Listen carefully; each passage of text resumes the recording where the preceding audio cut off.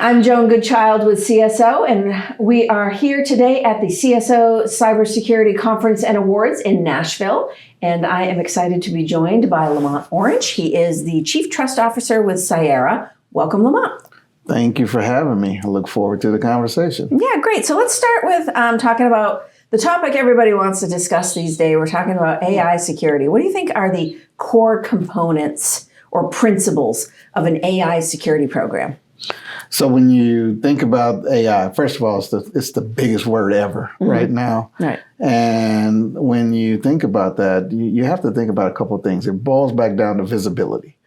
You have to understand, what AI models and what AI is doing. And I'd like to say AI is also a data game. It's continuing to reinforce some things that we always knew within our security programs, that we have to understand our data. We have to know where it is and not answer questions as we think it should be here, which is what we've done throughout the history, I would say, of security. Data was hard. And AI is just that exclamation point or that, crossing of that T and dotting that I. That says you have to be more in tune to where your data is, because that is the new attack surface, and you have to figure out how to control it and reduce it. So what do you think is the AI security problem that's hiding in plain sight, something that CISOs aren't talking about yet, but they should be? So that's an interesting question, sir, because I think we talk about a lot of things.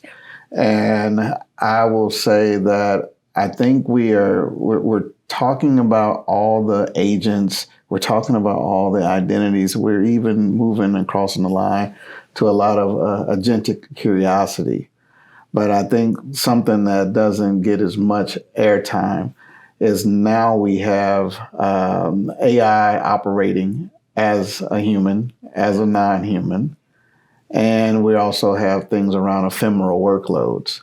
And we're not talking about the tie back to quantum computing. I think quantum actually has a problem now versus the solution it was many, many years ago when quantum was going to take over the world. It was looking for something to do. And now I think it does have something to do. What's one relatively simple control that can materially reduce your AI security risk?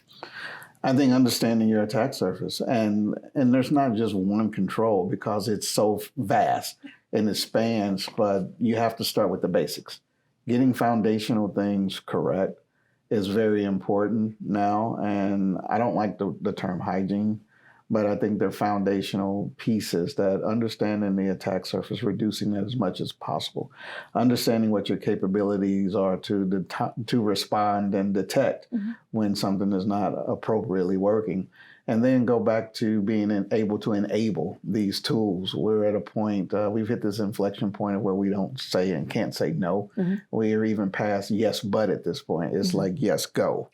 And so we have to be prepared to do that. And also, we know we can't cover everything. So we have to understand, again, going back to the core component of visibility and understanding the attack surface, then you can start to shrink it. And then you can start to manage it. What about AI security decisions? In your opinion, how do you think those should be made? CISO-led or a group approach like an AI governance committee? Different for every industry and every company. Sometimes it's cultural and how those decisions are made, but I think definitely it should have a CISO involved. You should also have the CDAO involved. And I think you should involve the privacy side as well. And I think those become your core members or chairs of said committee. And then there's a smaller group that would be consumers of the AI technologies, and that's how you would kind of govern that approach. And then I think everything else comes through policy and understanding how this works with a business objectives, and that comes from those department head or functional leads there. If a CISO has 1/4 of runway to get ahead of AI risk, what do you think is the first move? What's the move that people are making right now that they should stop? Enabling.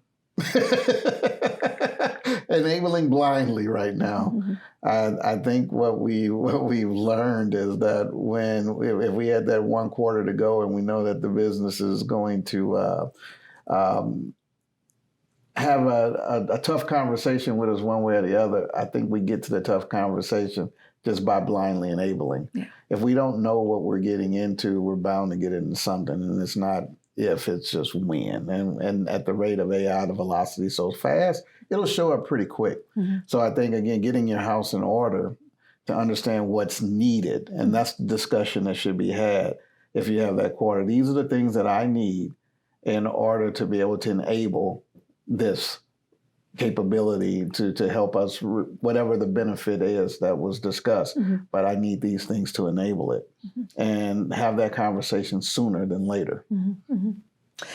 So, when you think about all the different opportunities and players out there, what would you say the differentiators are? So I think we are in the age of platforms. And we are also in the age of, I'd say, terminology and market confusion. So I think you need or I think we need to look at differentiators as technology leaders around the platform that absolutely connects. So have a great integration story.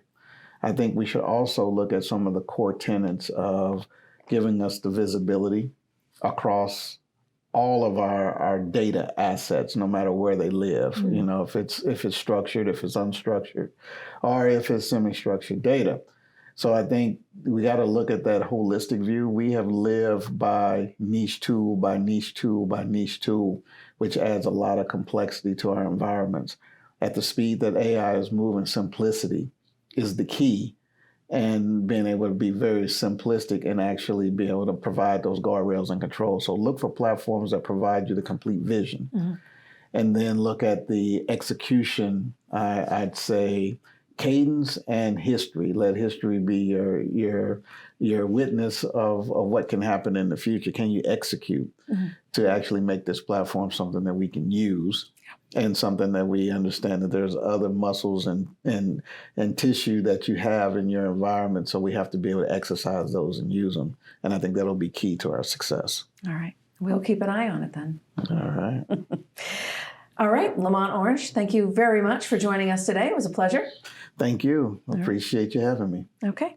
And thanks to you for watching. For now, I'm Joan Goodchild with CSO. We'll see you next time.